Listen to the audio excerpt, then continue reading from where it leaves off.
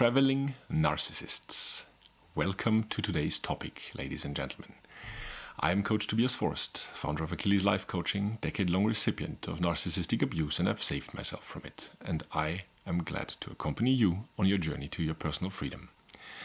Narcissists and preparations for travel, and the travels itself, have a very special behavioral place among narcissists. So let's assume the following situation.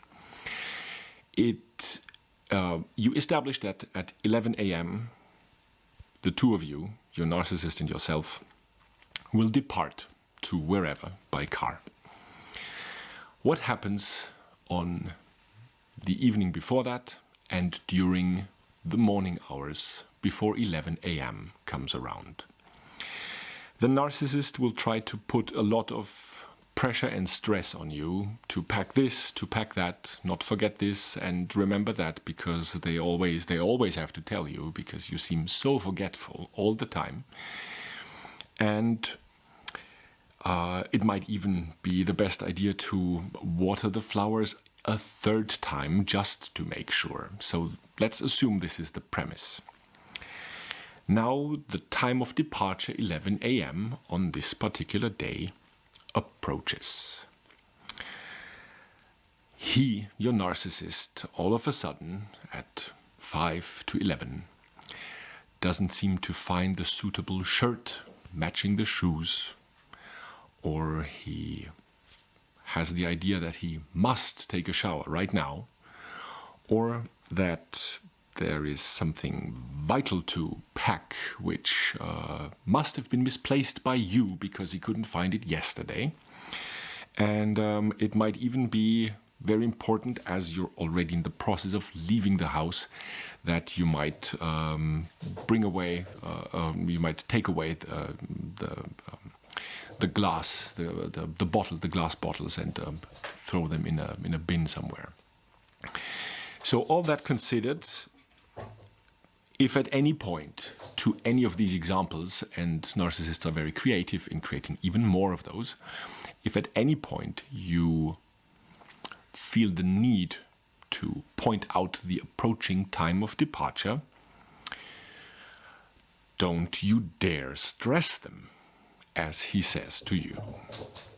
Or she, your female narcissist, finds or becomes cognizant of the fact that she needs to shave her legs right now, or that she doesn't seem to find that one particular piece, the two particular pieces of earrings that match her outfit, or that it is of vital importance for her to have a call with her sister right now, because, as you should know, coverage during your travels on the road will be limited at best. And if at any point, ladies and gentlemen, you feel the need to point out the approaching time of departure, please don't you dare stress them, she says to you. So underneath all that, what really happened in any and every of these instances? Yeah. What happened? It is about control, ladies and gentlemen. It is always about control. Control about how your evening before your departure, what it looks like, how your morning hours, what your morning hours look like, and actually when the true time of departure will be. So what can you do, ladies and gentlemen, in situations like these? You can set a clear standard, establish a clear boundary, that when 11 o'clock a.m. comes around, you drive by yourself if you have the possibility. Or, in an inverted way, you adamantly choose to remain at home for whichever reason. It becomes a bit more difficult, ladies and gentlemen, if there is a business meeting that you need to attend that requires the both of you to leave at that exact point in time at the latest. If your narcissist, male or female, tries to play the power play again, you leave, you drive on your own. If it is vital for you to leave at the latest at 11 a.m. to meet an important family member for some highly important or even dire situation, you leave without the narcissist if you have the possibility to do so. Overall, I would like you to keep one thing in mind. It is, especially in those situations, for those among you who are in intimate relationships with a narcissist, it is very difficult for you to establish and maintain those boundaries under the premise that you actually want the relationship to continue.